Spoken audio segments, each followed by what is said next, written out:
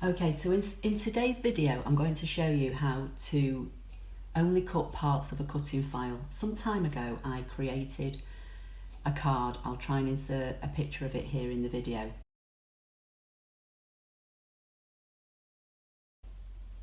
And recently somebody made a comment on the video saying, do I have to cut all the pieces at the same time? The answer is no. I have shown how to do this in other videos, but I'm mindful that at the time of recording this video, I'm at nearly 29,000 subscribers now, and my channel is still growing all the time. So I thought I'd just do a quick recap. So I've got my ScanNCut machine on. I'm going to go to pattern. I've sent my cutting file over wirelessly, so that's this icon here. So I'm going to select that, and I'm going to wait till the file comes on the page, and I can see the file here, and it's got 3 different elements to the file. So the first thing I'm going to do is save it to the machine. So that's this button here. I'm going to choose the machine, and I'm going to say OK. So that's the file now on the machine. If I go back to the home button and say OK to delete all patterns, it's not deleted it, I'm just deleting it from this session. So if I now go to pattern and this time go into saved data and then go to the machine and scroll to the last page, there's my file, so I can select it. So I'm not sure how well you're going to see this, but I'm going to say OK.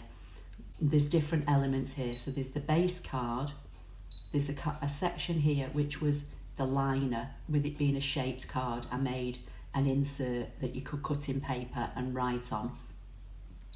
And then down here you've got all the individual letters of the name, which was Vienna. This was a card shaped to say Vienna.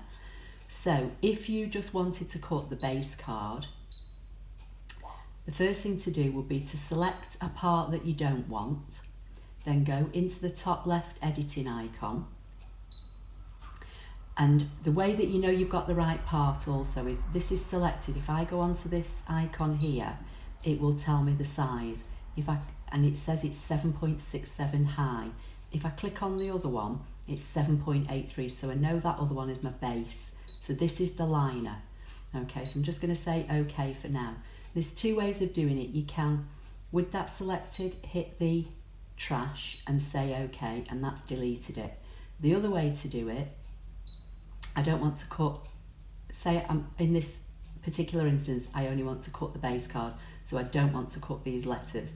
So if I want to get rid of the letters as well, you can either select them individually and hit the trash and hit delete, or you can go to the 3 red boxes. As long as you've got one of the elements you want to delete selected, this is fine. Then I'm going to go to the first box here, and I'm going to drag the arrows down just to isolate the letters, and I'm going to say OK, and that's going to highlight all the letters.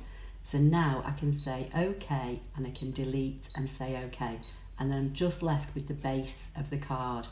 Obviously then I would load my piece of card I wanted to cut from onto my ScanNCut mat and cut that, say OK, OK, cut and go.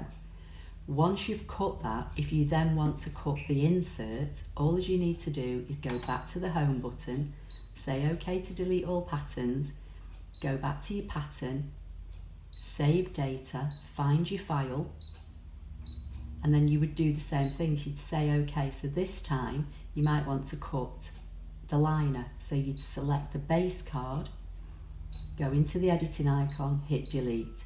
And again, you do the same if you want get rid of the letters. So you choose a letter, bring down your arrows to isolate all the letters, say OK, OK, delete, OK, and now you've just got the liner, and you could cut that in your paper. And then you would do exactly the same thing for your letters. So you would go back to the home button, pattern, save data, machine, go and find your file, and then you would delete the liner and the base card, and then you're left with the letters, and you could cut the letters. And again, if you wanted to cut all the letters in the same colour card, you just cut them all at once. If you don't, if you want to cut them in 2 different sets of card or paper, you could obviously, split them up, say do every other letter in a different piece of card.